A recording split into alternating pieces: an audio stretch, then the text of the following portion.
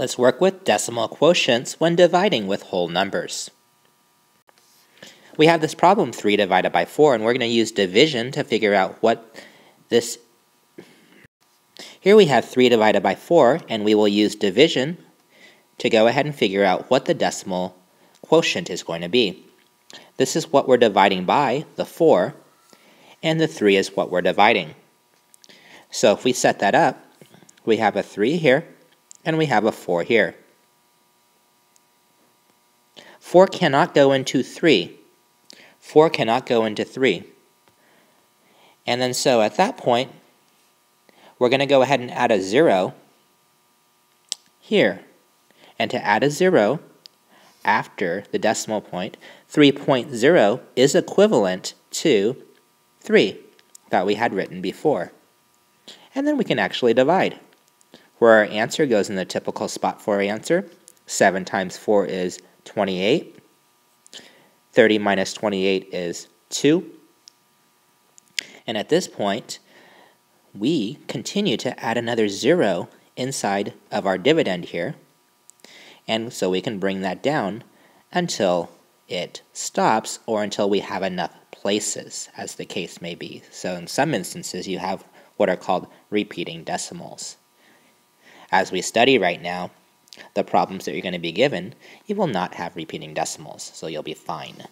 5 times 4 is 20, and 20 minus 20 is 0.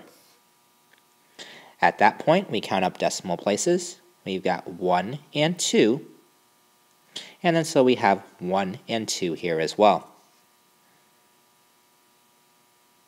We do place a 0 in front of it. So 3 divided by 4 is 0.75. And you should have recognized that.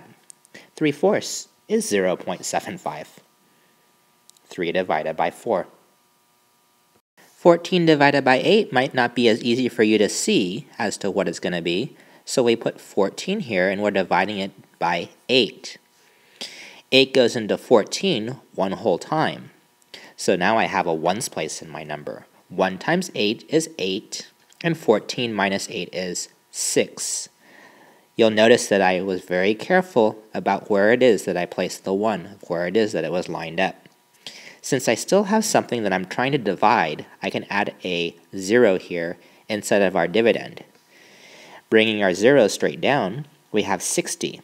And 60 divided by 8. 60 divided by 8 is 7, because 7 times 8 is 56. We subtract those, and we have 4.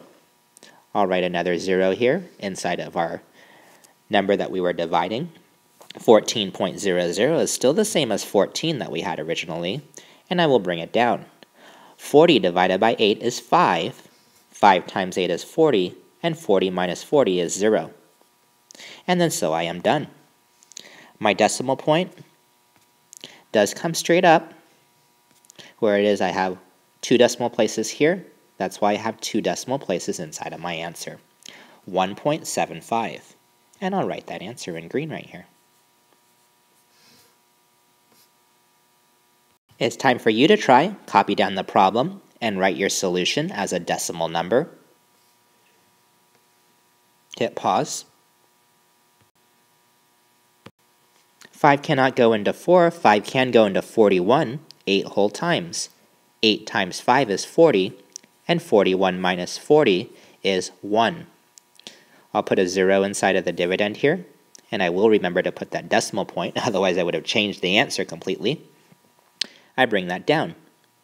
10 divided by 5 is 2, because 2 times 5 is 10, and 10 minus 10 is 0. At that point, I am ready to go ahead and look at my decimal places. I've got 1 in my dividend, so I have 1 in my answer, and there was no decimal point inside of the divisor. So 41 divided by 5 was 8.2. Remember that inverse operation of division is multiplication. I could have checked this here of 8.2 times 5, 0, 1. 5 times 8 is 40, plus 1 is 41. 1 decimal place, 1 decimal place. 41.0, same as 41. It does check. Here's one more for you to try and for you to set up. We have 23 divided by 4. You're going to have to add 2 decimal places after the 23, writing it as 23.00, just to give you a hint. Go ahead and hit pause and try this one here. Did you set up your problem correctly? Did you do 23 divided by 4 as shown? 4 cannot go into 2. 4 does go into 23 5 whole times. 5 times 4 is 20. And 23 minus 20 is 3. Again, I had stated that you're going to have to add 2 decimal places. Let's add one at a time. 30, because I brought that down. Divided by 4 is 7. 7 times 4 is 28, and 30 minus 28 is 2. Add one more 0 after that decimal point. And 20 divided by 4 then is 5, and 5 times 4 is 20, and 20 minus 20 is 0. Decimal places, 1, 2, 1, 2, because I was dividing by a whole number. So 23 divided by 4 is 5.75. If we thought of 23 divided by 4 as an improper fraction, it would look like this here. If we wrote the mixed number, it would go in 5 whole times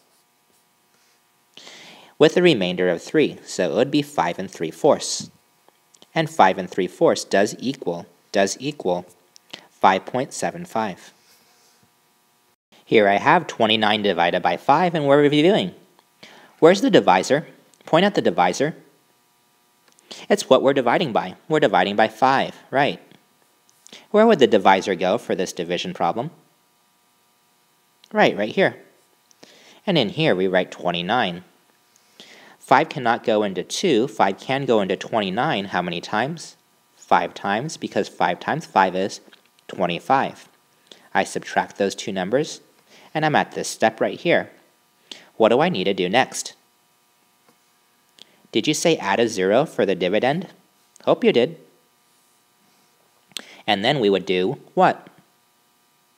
Right, we bring down that 0 to put it together there, and we have 40 divided by 5, which is 8, because 8 times 5 is 40, and 40 minus 40 is 0.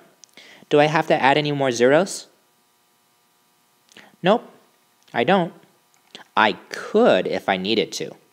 And then so I would continue to do that until it divided evenly in there. At this point, I need to go ahead and place a decimal point. Since I have 1 decimal point within my dividend there, I'll have 1 decimal point within my quotient there, and 1 decimal point, of course, but 1 decimal place is what I meant to say.